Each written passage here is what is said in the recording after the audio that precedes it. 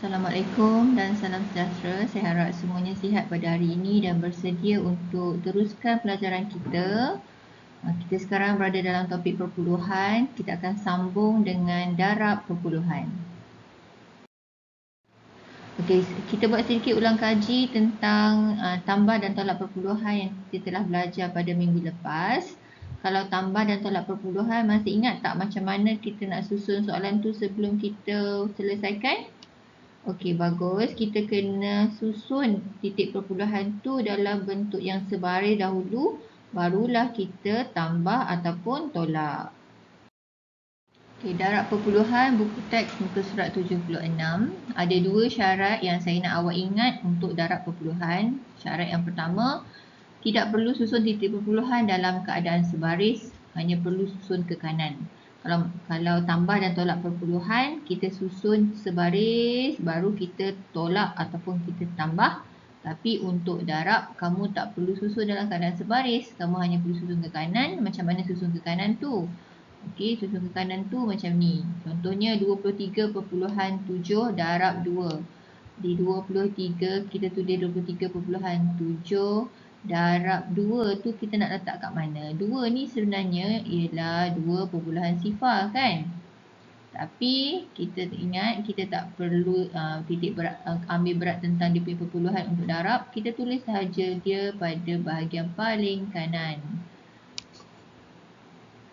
Okey, tulis dia pada bahagian paling kanan macam ni. Titik perpuluhan pun tak perlu tulis. Kalau dia tak ada titik perpuluhan, dia kalau dia ialah 2, bukan 2.1 ataupun 2.3, dia hanya 2, tulis dia macam ni sahaja. Okey.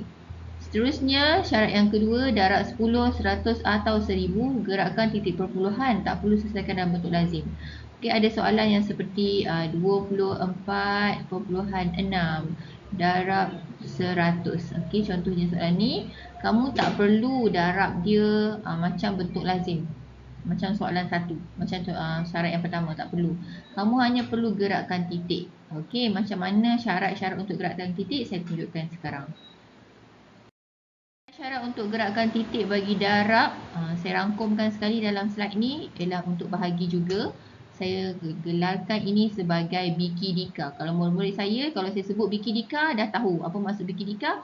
Bikidika bermaksud bahagi ke kiri, darab ke kanan.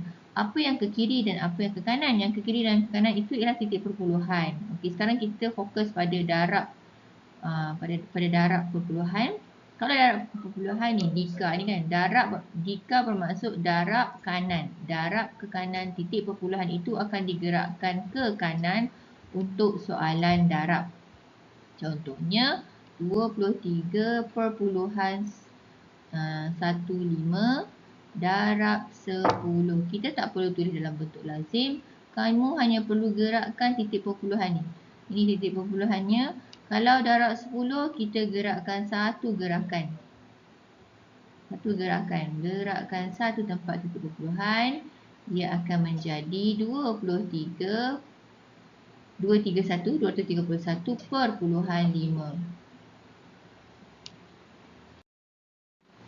Okay, kita lihat contoh yang pertama. Dari buku teks kamu, saya ambil soalan kedua. Okey, rumah ideal. Kita ada gambar rajah, kita kena lihat dulu gambar rajah ni. Perhatikan gambar rajah. Ni rumah ideal, ini sekolahnya. Jarak pergi dan balik 1.046 km. Apa maksud jarak pergi dan balik? Maksudnya sehari jarak pergi tambah jarak dia balik. Okey, 1.045, bukan pergi saja, pergi dan balik. Saya berulang-alik. Perkataan berulang-alik ni membawa maksud pergi dan balik. Dari rumah ke sekolah sebanyak 24 kali dalam sebulan. Maksudnya dia pergi sekolah, dia bersekolah sebanyak 24 kali dalam sebulan. Berpandukan situasi di atas, hitung jumlah yang dilalui oleh Aidil dalam masa sebulan. Okey, dari sini kita tahu kita kena buat operasi darab. Dan ayat matematik kita 24 darab 1.046. Okey, macam mana kita nak selesaikan soalan ni? Walaupun dia tulis 24 di hadapan, kamu ada pilihan. Sama ada kamu nak tulis dalam bentuk lazim macam ni, 24 darab 1.046 macam ni, Ataupun kalau kamu kekok dengan nombor 24 di atas, kita boleh tukar. Kita jadikan 1.046 kilometer. Dia ada unit, jangan lupa tulis unit. Darab 24. Tak ada masalah. Kita boleh tukarkan kedudukan kedua-dua nombor ini. Dan nampak saya susun nombor ni, saya tak susun dia dalam mengikut titik perpuluhan. Kan 24 tu sebenarnya ialah 24 perpuluhan sifar kan. Tapi saya tak susun macam dalam mengikut dia punya titik perpuluhan. Saya susun dia rapat ke kanan. Sekarang kita akan buat operasi darab. 6 darab 4, 24. 4, 2 ke atas. 4 darab 4, 16. Tambah 2, 18. 1 naik atas. Sifar darab 4, sifar tambah 1. 1 darab 4, 4. Okey. Sekarang kita tak hiraukan lagi titik perpuluhan. Biarkan dulu titik perpuluhan tu, kita teruskan dengan darab yang kedua.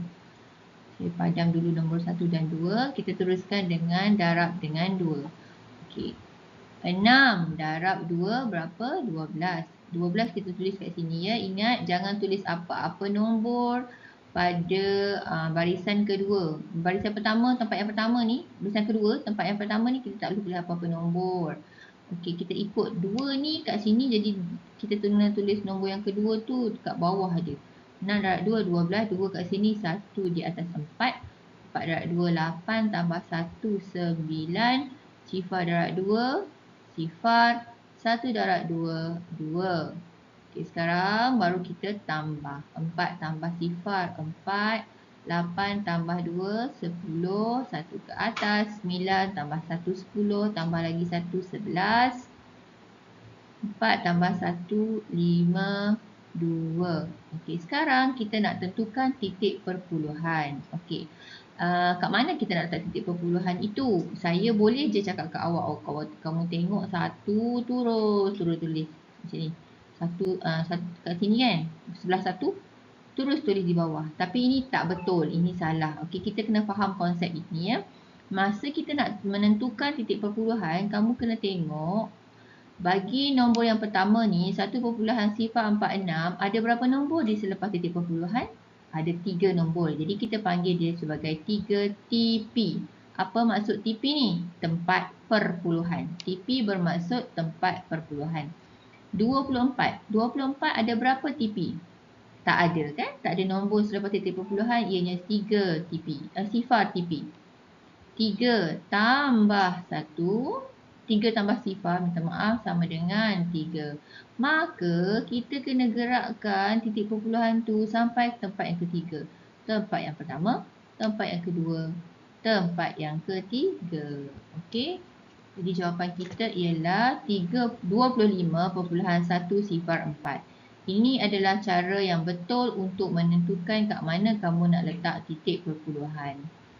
Bukannya nampak sebelah 1 terus buat turun. Kalau itu betul tapi konsepnya salah.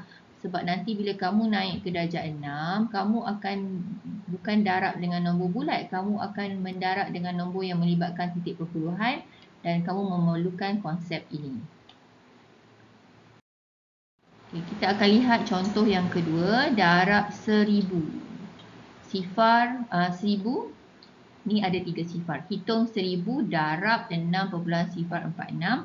Kalau saya tulis ayat matematiknya, ia menjadi 1000 darab 6.045. Okey, masih ingat lagi saya beritahu tadi, untuk darab 10, 100 dan juga 1000, kita tak perlu buat dalam bentuk lazim. Tapi adakah bermakna kita salah kalau kita buat dalam bentuk lazim? Tak salah, cuma ia tak perlu membuang masa. Okey, kita hanya boleh teruskan dengan menulis jawapan kat sini. Tapi macam mana kita nak dapat jawapan? Kita dapat jawapan berdasarkan panduan ini ya. 6.045. Kita buat pergerakan yang gerak-gerak tu saya tak nak awak buat di sini. Awak kena buat di sebelah kanan. Okey, jangan kacau bahagian soalan. 6.045 itu kita darab dengan 100. 100 ada berapa sifar? Ada 3 sifar. 3 sifar memerlukan 3 pergerakan. Okey, pergerak pertama, saya tukar pen. Ni gerakan yang pertama, gerakan kedua, gerakan ketiga, titik perpuluhan dah berpindah dari sana ke sini. Jadi sekarang nombor kita dah jadi 6045. Okey, jawapannya ialah 6045. Adakah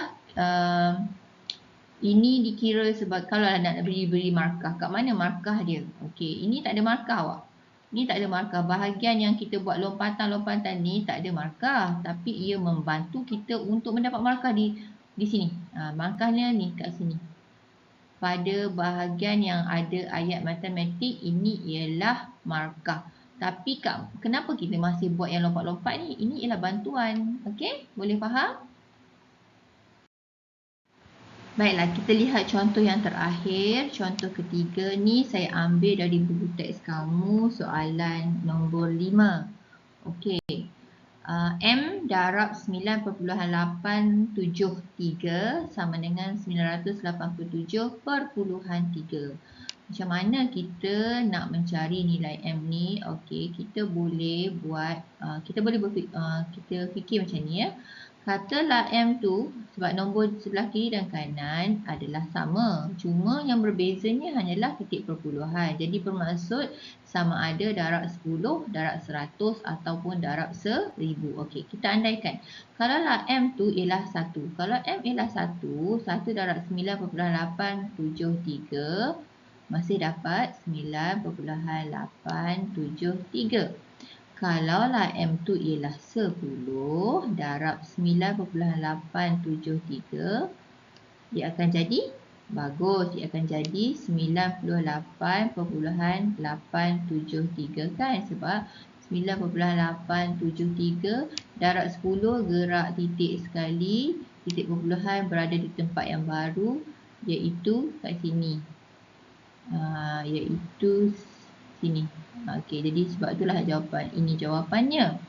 Okey, masih tak sama. Belum lagi mendapat jawapan 987.3.